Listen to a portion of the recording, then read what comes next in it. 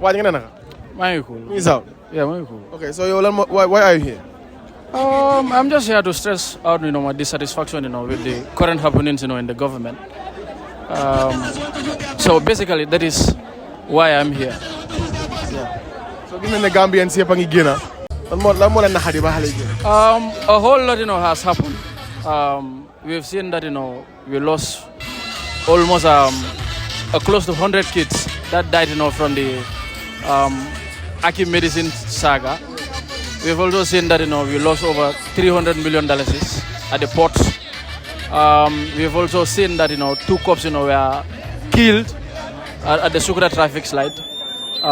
Price hacking too is one of it, because like Saku Malo, Soko Jende maybe 2,000 at the shop.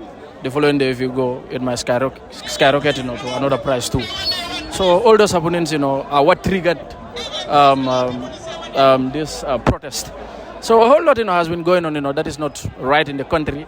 And then as citizens, it is our fundamental right to, to tell the government that, look, we are not satisfied with the way you are handling things and all that. So this should be a wake-up call, for Adam Barrow and his government. Let them know that Gambians are not sleeping. Gambians are tired, of their status quo and their way of ruling or handling things. So we hope that, the leadership of this country will, stood up or will stand up or brace up and do the needful. If not, a lot of protests, will follow suit. And then when that happens, it won't be good enough for the country. That is it. So the youths are not satisfied, the youths are not happy? Not even the youths. The entire population of this country are not satisfied. Tijani also satisfied, you know? No, I'm not. I'm not satisfied. Definitely. Even the vendor at the market is not satisfied. Definitely. Yeah, so I have one thing, for the youth. Swing the protest for the interest or for the benefit of the country. We all need to come out, in our large numbers. I think, that will be more impactful. That will send a solid information, to the leadership of this country. Why shouldn't the protest, somehow turnout bit of the Munaf. But with this turnout, we hope that, the leadership of this country, will surely, do the needful. Government bi dinañ ko yek. Parosa yek nako. The leadership of the country, yek nañ ko. Nawek yek nañ ko. Gambia Football Federation yek nañ ko. Ports Authority yek nañ ko. Ñu bari ñepp ko yek. So I think such protests, are needed, to guide the government. Yeah, because bagasi, things are not promising at all. So thank you very much. Thank you. I am Abdullah, but people do call me Memphis. So that is the name I'm commonly known as, Memphis Breeze. He's my son, by the way. Thank you very much. What's your name? My name is Ismaila Fadera. Ismaila Fadera, so why are you here? Well, it could be recalled in May that youths were out to demand for the release of the assets that were sold on the Jana Commission. But this particular one is to demand for accountability and transparency, because the many corruption that are happening in the country is very evident. Example, the Russian oil scandal, almost about 36 million US dollar is missing, and there is nothing that is said about it. That is why we are out here. It's like the youths are not happy, the youths are not satisfied. From 11 o'clock up to almost 1 o'clock, you could see it in the faces of youths. I haven't seen any youth here that is satisfied, because what others are talking about is the bread issue, the cement issue, even the bag of rice. Because any country where livelihood are not expensive, corruption is not evident in those countries. But corruption in the Gambia here is not talked about. You will see ministers will be involved in corruption. At the end of the day, they will recycle them and put them in other ministries, or they will send them to foreign service. Where is the purpose of accountability and transparency? So I am not going to say people here are satisfied. Nobody is happy here. Nobody is happy. Nobody, even Tijani is not happy. I'm not very happy. Thank you very much, Smila. So nuyu naa la. Wow. Nuyu naa la. Fay naa la. Waaw dina laajte lan moo tax why are you here? Because I'm a Gambian. Okay. And I'm a patriotic citizen. Dama bëgg suma réew. Dëgg la. Ñëwuma fi ngir ngistal.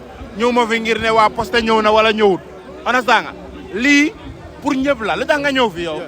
waaw comme ni nga ko waxee rek. waaw nice kon noonu la nañ jaar si beneen. léegi Gambians are not happy. Gambians are not happy. no we are not happy boy every day price yaa ngi gën a yokku price control amut boy mburu bi nañ ko wàññi boy maalo bi nañ ko wàññi diwlin bi boy dund bi dafa seer boy coow li loolu la ba pare ñu bàyyi di mimal millions yi di ko dugal si hôtel yi boy xale jigéen yi bëriwuñ fi noonu de because ñoom ñu ngi coob affaire yi ñu ngi ko over enjoy you know that's what's up man. so lii lan stop looting public office monies am na xaalis yu fi réer KMC génnul ba tey am na xaalis yu fi réer Porsche génnul ba tey am na xaalis yoo xam ne réer nañ fi kenn mos a gis dañu topp kaa bi nii ba si kanam ñu bàyyi. waaye dañu mbaamal rek. dañu mbaamal dañu zengal. dañu mbaamal rek. Russia oil scandale baa ngi nii. we need justice boy comme boy dëkk bi xoolal transparency lañ nit si dëkk bi. it's too much xoolal fi amul influencer amul ki ñëpp a war a génn. because influencer nit yàlla make yow pour nga nekk that influencer without those numbers you are zero. so then you need to come out. if solo ni ñu solaay you need to come out nga ñëw taxawal sa bopp because yow tam si doomi réew mi nga. parce que lii ñun ñëpp la sonal. tey price mburu 12 loolu nga jëndee wala. wala gën naa dégg kon influencer beeg pataar bi moo ci am ñëpp benn price bi la ñuy jëndee te dafa gën a seer waaye ñu ngi ñaan yàlla rek mu meñ ñu lu ñoo jëndee waaye su yàggee ñu sonn de. gars yi dinañ ko yëg de. nañ ko over yëg sax. gars yi dinañ ko over yëg. dinañ ko over yëg incha allah. jërëjëf kay. thank you very much. jërëjëf kay man kay. waaw maa ngi ñëw kay. jërëjëf. waxal. power to the people. Power to the people. Wow. Why are you here? Why are you here? Why am I here? Why are you here? I'm live right now. Yes. Huh? Yes. Wax ma rek why are you here? Lan moo la mérité ba nga ñëw. Power to the people. moom dafa mes. waaw li muy mix moo bari. waaw waaye maa ngi wax daal incha allah. lii su amatee. every single influencer dafa war a génn si ñëw bokk si lii. parce que nit ñi ñoo ñu make. te ñun tamit suñu gaay soxla dañu war a génn si. ñëw wane suñu boppa ba pare advocate ko ba pare dunda ko tamit. waaw noonu la war a demee. Thank you very much Mr. Pastor.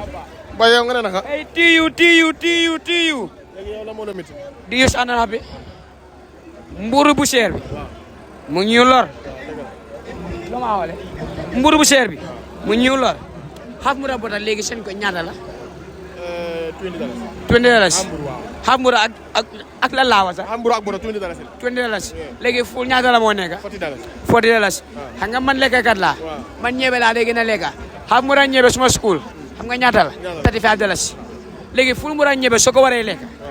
ndax di nga am passe pour ñebe. obviously man ñànkati liif la. moo tax gars yi di ma gis si dëkk bi may ñaan liif. happy wuñ. youth si happy wuñ. foog ñu ñaan liif ñu am lu ñoo mën a lekk suñu demee school.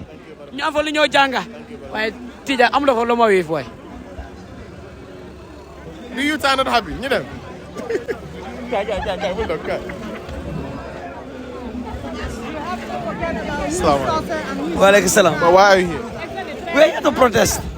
We are here to protest for a lot of things. If I want to name them, from the corruption, security, health sector, everything, what is happening in our country. So this is why we are here today. And we want to thank you guys, the journalists, for coming out in your large numbers. And we want to thank the youth. As Antinene just stated, Gambia, our population, 65% of the population are all below 35 years.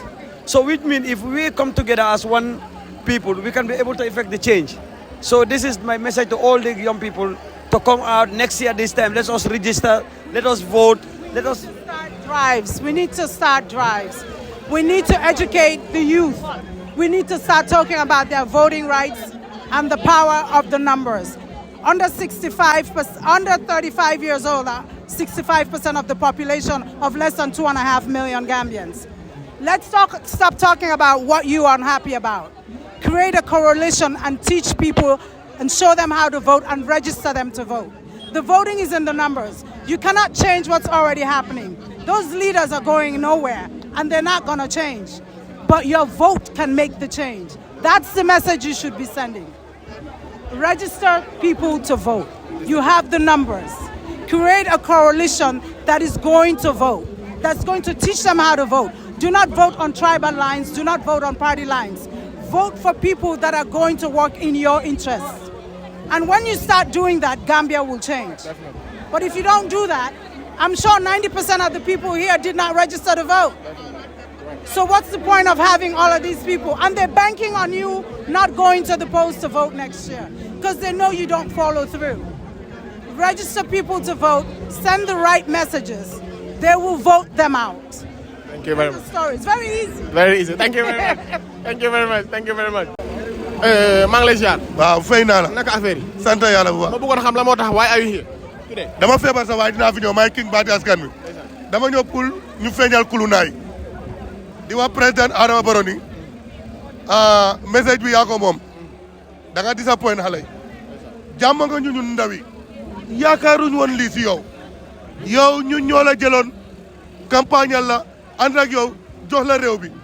ñi taxawoon di defanteeg ñun. nga jël gaay xëccaleen seen bu sa boor daaxañu ñoom ñu taxaw ñaani di use a happy di dawal suñu ay foowil baala luñ la ko ñaar yow xaw ma président Adama dañ la dee advice wala duñ la dee advice waaye dafa mel ne xam loolu xew si dëkk bi maa ngi nii dama feebar lii lañ laa jox lii si l'hôpital yi dara amut si l'hôpital yi garab amut ñun mi nga xam ni Gambie yëpp ñu leen dee waxal seen naxar suñ demee si police yi bot yi ñee xoolee génn leen fi yéen nii ak nii respect guñ ñu da ngeen ñu wala respect liñ xam si dëkk bi yéen xamuleen ko si dëkk bi parce que askan bi suñu amee lu leen naxar ñun lañ dee oo ñoo ko fi teg te 2026 dañ ko fi bëgg a génne teg fi keneen. kon affaire yi si vote si la. waaw waaw yow Gambia tey te nit yoo toogal ñaari rek ñooy wax ni na fi Adama Barrow toog et yëpp dañu wane non te ñaari yooyu boo seetee seen baay ñu ngi si nguur gi wala seen mag yi wala seen yaay. loolu la. jërëjëf baatu askan bi. yow yaay baatu askan bi jërëjëf thank you very much. thank you very much. naka yaay cool. maa ngi fine. tur bi. Binzi. Binzi artist la. so Binzi lan why are you here. I'm here to support the youth because it's high time for us to fight our right. Dëkk bi métti na affaire si tàng na torop so as the voice of the people and an artist moo tax ma génn si tey pour support the youth. yow ndaw bi ñoo lay teel daal xale yi ñoo lay teel comme xale yi génn nañ foog nga génn si. Exactly. thank you Binzi. Thank you. ñu dem Yo. We can clearly see that the youths are not happy, the youths are not satisfied. Basically, they are not. Like, the government is not giving us the platform that, and they are not even listening to us. In as much as we are complaining about something, but they are not listening to us. And whenever we write or we say something, so we are no more into that. Right now, yeah. Thank you very much. You're welcome, bro. Well, it's very easy as ABC. Government, ye mol ni mel yalon ko executive long, mel yalon ko be implementation wala dunila, me aje ko sam fana na musical, mba monetization no jande, YouTube al be la YouTube al monetization no, TikTok al be la TikTok monetization because the manke artist all the matter. TikTok al be jande, YouTube al be jande, influencer al be jande. So wol be bukela ibuka, pour kela economic, for mol ling member abroad, ayela account mo mutaka monetize from abroad. What of nini wo moy problem o soto? Ibela ko do soto la ñoña di. Asila no la ko do kete kun wala je because contract je. So wala tina man sekunda they have to help us and implement these things. Kamol ma ko ka je ko mbana na musico animal la content all sa monetize no Gambia na ko do na do mon fon e. So is it that Minister of Information nibida wala kama ko no abida bunda kama ya ko specifically. Atol ko la je ko salma ko no kala kan do monetize. Any bunda me alon ko le martala rek alon ka nyata fudala wala ma. Ni tel ya moy e ba lon ko nyum fon tati. Wala be je dal. Yeah, thank you. One more question. Performing now, you made a statement saying that many along I am here for hype and something like that. Remember, many sound like in 2023, something like that. Okay, do you know a day like this will come? I never knew a day like this will come. I've never seen it, but I've always believed that the people will stand up someday. So more melba for because niaje no senyandi. More le bije melba for la Hussein dada. Alafta le puru kafo yaje. Kabrin nada. Mbam wolle kono koma. The people on the truck, they had to support me in the people to call me to come because I'm not here so that people can see me and say Hussein Dada is here. Mr. Government is a song that I released back in 2023.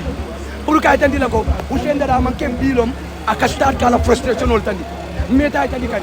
On my album International Local, I did. On my album Louder, I did. And in my upcoming album, I did as well because I'm here for the people. Mangi fi ak MC Cham. So why are you here?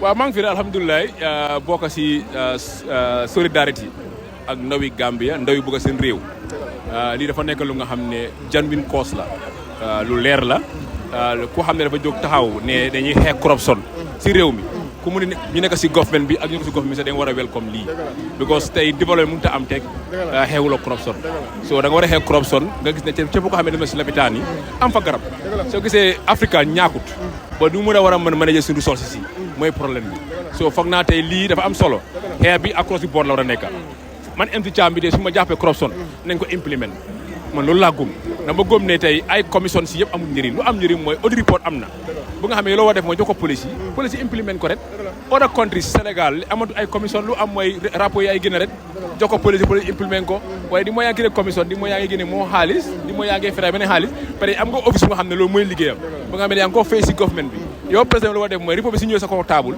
yow bu fa am benn fan sax jox ko police rek léegi mu ngi ni implement leen ko def ñu def seen liggéey so foog naa tey lii sa genuine cause nga xam ne ñëpp ko war a welcome waaw. thank you very much. thank you am na solo jërëjëf. ndax la yaay ko. Why are you here today? Yeah, I am here for. I believe we deserve better football administration. I believe we deserve better services from NAWEC. I believe some of us are still crying, and then I also believe there is a lot of scamming that is happening, and there is no injustice towards it. So that all subject down to we need accountability for everything that is going on. So this is why I am here. Yeah, accountability. So we can clearly see the youth are not happy. Can continue. Yeah, definitely. It's a manifestation. All our crowd be the over body. Yeah, the over body is a manifestation there. Even to make a youth saying happy, sir, then the quantity bu upper. Let you what I said, and that is the people that are not happy. Yeah, I'm not happy now. Can happy? No, but I'm not happy. And ñu nekk si ñu nekk di. Ah, jeex na tak. Ana ñu bokku ci youth. Waaw dëgg la gars yi nekk di. Am nañu happy. Ñu nekk di lekk ñu ngi happy. Majority bi happy. Waaw ñun majority bi ñun happy. So thank you very much. All right, thank you very much. Yeah, baax jërëjëf. President. Yes, I have a message to the president of this country. Mr. President, you have the powers to appoint and dismiss people. You have the powers to order for the arrest of high government officials. You know, we have been hearing series of corruption scandals, but all we hear is like how to fight those corruption scandals. We hear about commissions being set to investigate corruption scandals, but at the end of the day, the recommendations from those commissions are never implemented, or sometimes the recommendations of the commissions maybe sometimes we see it as something that is like tampered with, because you cannot tell me that millions of dollars have been missing at the ports, but after the investigation you see to it that it is only like, let's say, $5,000, which is not true. So sometimes it makes us feel like the police have been controlled, you know, which is not supposed to be done. You know, let him also you know, leave the police to do their investigations independently without interference, because most of the time whenever you see, if you have experience in policing, seeing the outcome of certain investigations, we suspect that foreign influence, when I say foreign influence, that is influence from the top. When I say from the top, it could be the minister, it could be the president, or any other person who has influence over the police, trying to control them, trying to control their investigation. That is, remove this evidence, remove this exhibit, remove this. At the end of the day, a scandal couldn't be a scandal couldn't be prosecuted. We have a lot of scandals here, but how many of those scandals have been prosecuted? None of those. So I think we, with only this, I know there are a lot of reasons, but only these reasons alone are enough for us to say that the president himself is not willing to fight against corruption, which is not why we put him there. We made a regime change in 2016 for a better governance. So we don't want to see a government similar to the previous government, or a government acting the same way or following the same footsteps of corruption as the previous government. We made a government change, a regime change, to see a different Gambia, but it seems our changes meant nothing. You know, so we want the president to act on based on what we told him to act, because we are the people who elected him into office. That is my message to the president. Thank you. Thank you so much, Mr. Koli. King Koli. Dama njëkk a waxam li gis nga may téye mbalit mu ma ko sànni dëkk bi dafa bari stress suñu waxee si lii wax si lële dëgg la government nekku ñu ko sànni fii rek hey daka laa ko sànni war ñoo tilimal dëkk bi booy dañ war a setal dëkk bi baroo liggéeyu ah waaye talib laa wax talib man booy man suma du ma dee ragal talib laa wax na yokka dos bi nii si dëkk bi fu ñoo sànnee mbalit voilà right now maa ngi téye mbalit waaye mu ma ko sànni because gisuma benn bin ñu ngi maa direct loo xam ne damaa dox ay kilomètres non moo mën a dem foofu noonu foo gëstu de war nga mën a sànni mbalit waaye léegi lu ma tax a génn tey yaa gën a gis mu fa demee Gambie yëpp ñoo génn di protest li ñoo protest moo nekk dëkk bi dafa corruption sàcca people are stealing properties laan yi ñu ngay jox laan yi millionnaires xam nga ñan lañ war a jox laan ñu ñàkk yi suñu maas because amuñ njëgi land waaye nga ñeneen di jox land ministre yi ñoom ak millionnaire businessman yoo leen di jox land te ñu war ñu jox kay land loolu bokk na si lu tax ma génn number one the next thing moo nekk su la tegee place pour nga liggéeyal askan bi su la tegee place pour nga liggéeyal askan bi da nga war a liggéeyal askan bi waroo liggéeyal sa poche so Gambie kuñ teg place rek poche am la moo liggéeyal loolu daf fi war a jeex sàcca bi daf fi war a jeex corruption bi daf fi war a jeex da nga gis ko jeexal school high school laa wax de voilà mënuloo sax binda education system bi baaxul nga gis koo xam ne suñ ko joxee office dafa tray naka la moo indee mbookaan bi di leen dugal ci office bi di leen utal place te am na ñoo xam ne ñu ngi jàng bi yéy kii bi war am liggéey mënu ñoo am liggéey soo demee si lopitaan bi garab amul amoon na fi time boo xam ne 66 babies ñoo dee si digga bi so loolu as a Gambien koo xam ne nii your right conscience doo mën a toog fu nga génne nga wax Gambien nag suñ problème moo nekk soo génnee di wax dañoo wane kii opposition la non lii du affaire opposition lii ñun dañ génn pour Gambie bi yëpp dañ génn pour make sure ne koo xam ne nekkul Adama Barrow rek koo xam ne teg nañ la place pour nga liggéey da nga am pour liggéey from Barrow to the last ministre koo xam ne teg nañ la place da nga war a am pour liggéey so loolu moo tax ñu génn dañ génn pour wax ne dëkk moo fi war a dox fen moo fi war a jeex sàcc dafa war a jeex corruption dafa war a jeex loolu moo tax ñu génn tey ba pare every genuine Gambian war naa mën a génn pour taxawee lii nii nekkul about politics ma boy yaa ma gën a xam. Thank you very much. Anga Sambir. The main reason is China bu nekk at the face, and if you see smart cops on me, maa ngi bina foofu noonu who kill the cops, because at the end of the day, man I think people are neglecting of the past. Man dama gis na dëkk bi dafa am nu mu dee doxee comme dañ dee am a problème ñu wax si problème bi benn 2 weeks 3 weeks 1 month problème bi su jeexee ñu focus si another problem, and these politicians are very very intelligent. dañu dee bàyyi ñu indi a problème bi su demee ba si digga gars yi indi leneen ñu counter problème bi ñu bàyyi problème bii ñu wax si leneen. There are innocent people who died. 2 people died. Brother, when you look at the civil servant salary, ñun yëpp xam nañ fajut dara. So at the end of the day, these people, I am pretty sure they did not save anything for their families. So they died like that. I know nit yaa ngi wax ne this is very very controversial. Ñi nga wax ne this is very very critical. We should not talk about it because still the court is ongoing. But man, I feel like it should be talked about. Because at the end of the day, court bi nu mu nekk di demee ñun yëpp gis nañ ko evidence yi ñu ngi génn waaye all the evidences are dark. At the end of the day kenn nekkul di xam nu mu nekk demee suñ demee ba léegi ñu ne kii I don't say he is innocent, but for instance if he is innocent then kan lañ bàyyi mu dem kan moo ko rey maanaam sax kan moo leen rey raada. So at the end of the day this is something that is very very sad. When you look at the nation also everything is sad, but also I have a disappointment that us the youths we are not united. Honestly, I'm sorry to say this, but us the youths, we are not united. We are not united for the fact that the politicians dañ ñëw ñu xaaj ñu si digga. So ba ñu xaajee da nga gis ne ñii ñu ngi support anti-corruption, ñii ñi nga xamante ne ñu ngi si side government bi nekkuñ di génn. This is not about politics. It's not about anything. Man, I have sacrificed so many things. maa ngi sacrifice li nga xam ne opposition bi nga xam ne man warumoon a génn ma nekk fii ñu ma xam nañ ne man waruma nekk fii because of am na representation bu ma nekk di def si suma gox especially in Banjul. Man dafa am lu ma nekk di def so su ma fi génnee man mun nañ maa ngi si media bi mun naa dem sax ñu bindal ma warning letter you should not be part of this.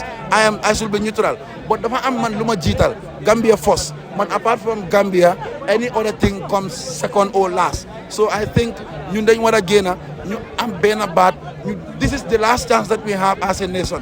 If you don't correct it now, our grandchildren are coming and they will keep on blaming us the same way we are blaming our forefathers. Let's remember one day we will be grandparents and our grandchildren will come after us. Thank you, bro. Thank you so much. Thank you so much. Yaa ba jërëjëf. Absent. du may absent boy. Yaa bëgg Gambia waay. Boy Gambia rek la ñu am boy. Yaa bëgg réew mi. Gambia rek la ñu am. Lan moo tax nga génnaat tey. Lu tax ma génnaat ko rek boy di fa suñu naqat ci réew mi ni may doxee ñun xam na na Barrow ni may doxalee is incompetent. Corruption bank fi. Scandals yoo xam ne yow yaa ngi koy gis daily. Moussa ak Barrow kan la mos a téye benn directeur rek la téye direct office mooy leen yëmb ngeen neex a gor rek guy gi moo neex a gor waaye yëmb gaan si jana gi waaw soo nee dem lijjante corruption bi fan la nekk soo loolu moo ma indi fii nii spirit of Gambianism moo ma indi fii den bàyyi suñu liggéey ñëw de ñu gat sa gas nag ba bañ luñ am jël waaw non gars yi dañ ko yëg de luñ am jël non gars yi dañ ko yëg sax dañ ko yëg thank you very much inshallah